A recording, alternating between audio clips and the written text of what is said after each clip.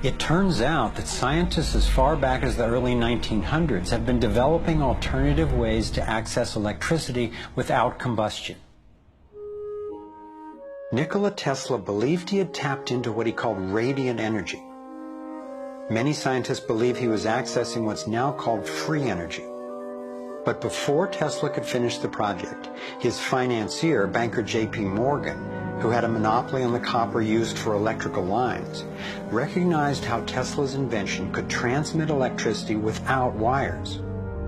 He then shut down Tesla's funding. Tesla's lab was burned down and he was ostracized, all for trying to implement his vision of unlimited energy for everyone.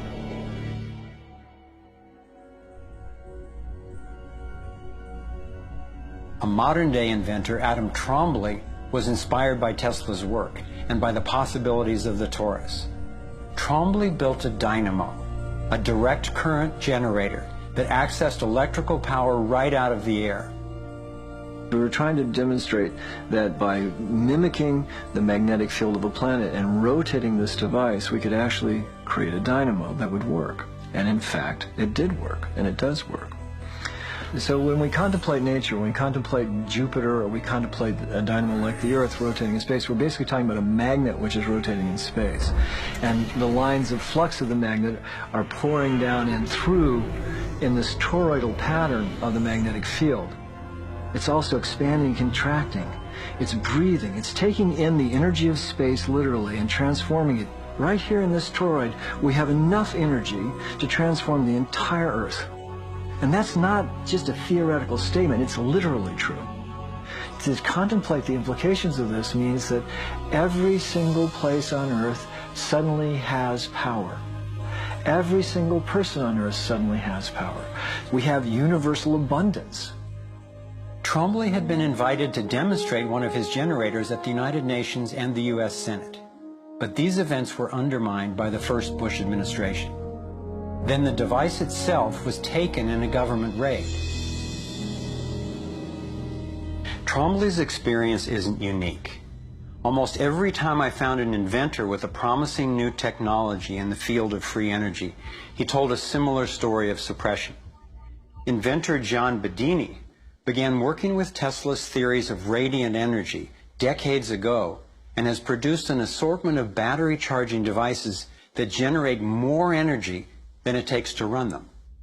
He announced that he was going to start offering them at low cost. Soon after that, he was attacked in his lab and warned not to produce the devices. For his own safety, he had to let go of marketing free energy. These are all devices from labs I personally visited.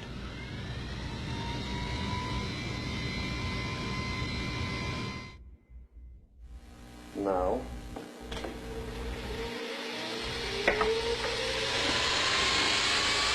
Now, the quality of this footage is obviously poor, and I'm not expecting this to convince you.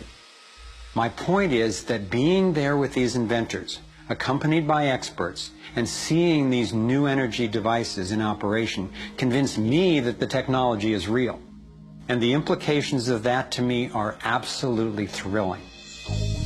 Canadian John Hutchison not only created some free energy batteries, but also used Tesla's theories to counter gravity, to make objects float. This could revolutionize the field of propulsion. His lab was raided and equipment was taken by police and government officials in 1978, 1989, and again in 2000. One of the scientists we were going to interview for this film was Dr. Eugene Mallove, an engineer from MIT and Harvard, and editor of Infinite Energy magazine, which covers both theoretical and technological developments in the new energy field.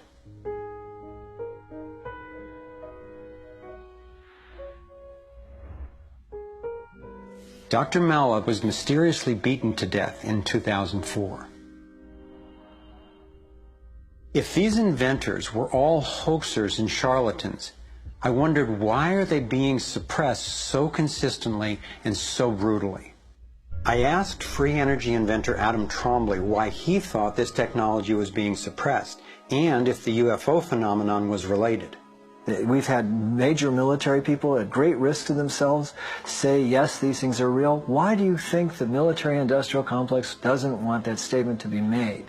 Because you start thinking about what kind of technology is behind that.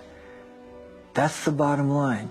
The suppression of UFO phenomena is hand in hand with the suppression of so-called free energy. The energy is extracted from the fabric of the space around us, which means it cannot be metered. That is a direct threat to the single largest industry in the world, energy. It's goodbye ExxonMobil, goodbye oil, goodbye coal, goodbye linear transmission of electricity through power lines, all that gone. Unfortunately, it's someone's $200 trillion piggy bank. The proven oil and gas and coal reserves are worth north of $200 trillion.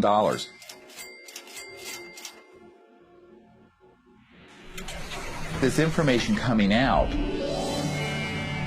would completely change geopolitical power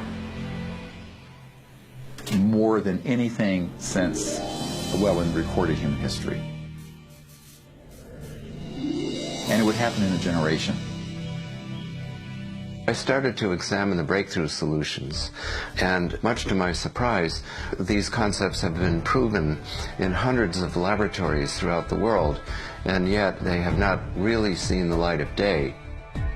Rather than smashing things together and trying to control the explosion, these new technologies rely on blending, of dancing with what naturally is. The common denominator of all the free energy devices I've seen is that they mimic in one way or another the torus energy shape. You don't have to believe in free energy technology to be concerned about the repression of ideas and inventions. I found myself thinking, what better way to justify our dependence on oil, coal, nuclear, and other dangerous and dirty technologies than to claim there are no better, cheaper alternatives? It was my beloved wife and creative partner, Kimberly, who kept bringing me back to the human implications of my scientific research. For me, as intriguing as the torus and ETs and free energy are, the most compelling question was, would understanding these things really help alleviate human suffering in any way? And it turns out it can. So much of the pain on the planet has to do with the lack of access to energy. Can you stay warm? Can you get food and water? Can you get hospital care? All that has to do with energy access. If there is a fundamental pattern, which makes sense to me that evolution would be efficient in that way, and we can align with that pattern to create new technologies that will solve these problems, then it's worth it to me to open my mind to these socially taboo subjects.